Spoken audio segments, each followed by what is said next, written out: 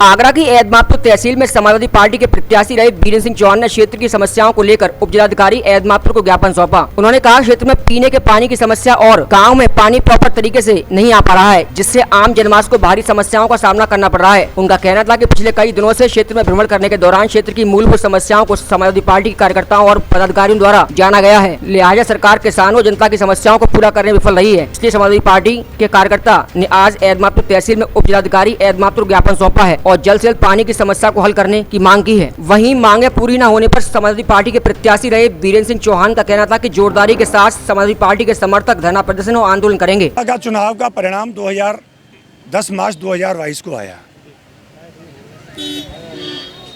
3 महीने पूरे सरकार के गठन को हो गए।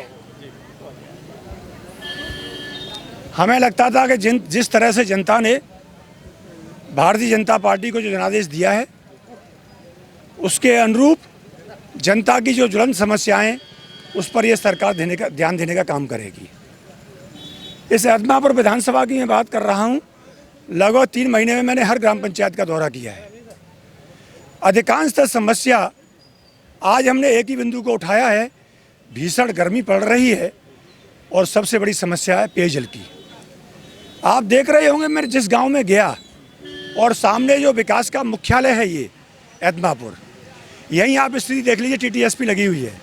ये एक एक बूंद पानी को तरस रही है। ये आपने देखा होगा, ऐसे ही 88 ग्राम पंचायतें और लगभग इतना ही आधा क्षेत्र जो लगभग शहरी क्षेत्र आता है, सब टीटीएसपी पे करोड़ों अरबों रुपए खर्च हुआ। क्या इसके लिए थोड़ी खर्च हुआ? ये सामने सफ़ेद हाथी बने हुए हैं। हमने आज समाजवादी पार्टी के लोगों ने आज मांग की है कि इस जनता की तरफ थोड़ा रहम करो और पीने का पानी जो बुनियादी आवश्यकता है उसको उपलब्ध कराने का काम सरकार करे। हमने एसडीएम साहब से कहा था कि ये आपने शौचालय जो बने हुए हैं, पूरे तहसील के फरियादी यहाँ पे आने का काम करते हैं। वो फरियादी अगर कहीं जाएं, बाथरूम की समस्या हो या गर्मी में किसी को पेचिस की समस्या हो जाए तो वो कहाँ जाए?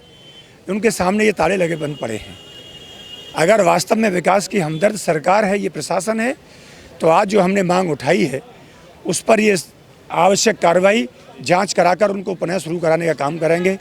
हम लोगों ने ज्ञापन में कहा है कि अगर आपने इस पर प्रभावी कार्रवाई नहीं की तो समाजवादी पार्टी एक बड़े आंदोलन करने के लिए बाध्य होगी। स्वच्छ भारत अभियान के तहत सरकार करोड़ों रुपए खर्च कर रही है। टीटीएस और ये तमाम ये शौचालय यहाँ खंडर बन रहे हैं।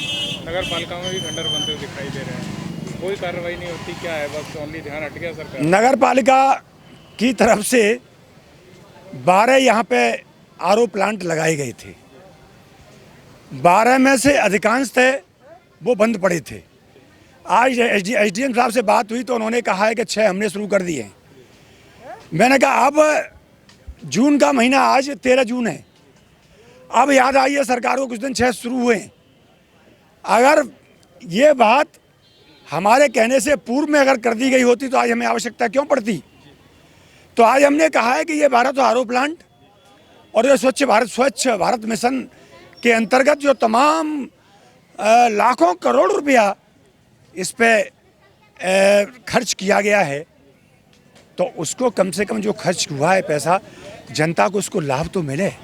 उसके लिए प्रशासन को ये प्रभावी कार्रवाई करनी चाहिए।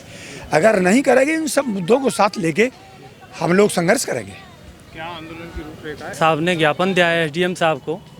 आज हमने अपनी शौचालय टीटीएस जो बंद डली हुई हैं देहात में, शहर में, नगर निगम में, उसको देख के डॉक्टर साहब ने और जिलाध्यक्ष जी ने और सभी क्षेत्र के छोटे बड़े नेताओं ने मिलकर ज्ञापन दिया है। एसडीएम साहब ने सबों को बात सुनकर और उनकी मांगों को मानने का आश्वासन दिया है और कहा है कि जल्द से जल्द काम शुरू किया जाएगा। अगर ये इन पर काम नहीं होता है तो डॉक्टर साहब के नेतृत्व में धरना प्रदर्शन किया जाएगा और एदमापुर पे बहुत जोरदार एक धमाकेदार लड़ाई की शुरुआत होगी। बोल रही हूँ, जिला उपाध्यक्ष हूँ महिला सभा से। मतलब मेरा ऐसा है कि बस्तियों में देखा जाए तो पानी की समस्या बहुत तगड़ी मानी जाती है कि जनता इतनी परेशान हो रही है इस समय पे कि बहुत। तो उसके लिए भाई सरकार को करना चाहिए, हर गली गली में समर भी लगवाना चाहिए, टंकी लगवाना चाहिए तो भाई जनता आपके लिए करती है, तो जनता की तरफ भी सोचना चाहिए। तो अभी ठीक है, क्या ज्ञापन दिया, उसमें क्या कहा गया? उस समय पे मैं नहीं थी।